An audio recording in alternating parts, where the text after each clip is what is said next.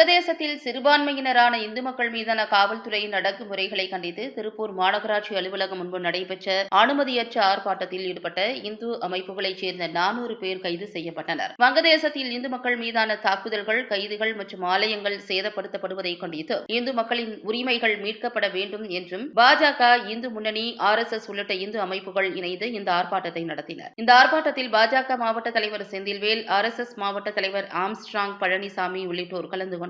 காவல்துறை அனுமதி மறுத்திருந்த நிலையில் அனுமதியின்றி ஆர்ப்பாட்டத்தில் ஈடுபட்ட 400 பேரை போலீசார் கைது செய்து தனியார் மண்டபத்தில் அடைத்து வைத்தனர். கைது செய்யப்பட்டவர்களை அரசு பேருந்தில் ஏற்ற போலீசார் முயன்றபோது காவல்துறை வாகனத்தில்தான் கைதாவோம் என இந்து அமைப்பினர் தெரிவித்து சாலை மறியலில் ஈடுபட்டனர். இதையடுத்து பேருந்துகள் திருப்பி அனுப்பப்பட்டு காவல்துறை வாகனங்கள் மூலம் கைது செய்யப்பட்டவர்கள் அழைத்து செல்லப்பட்டனர்.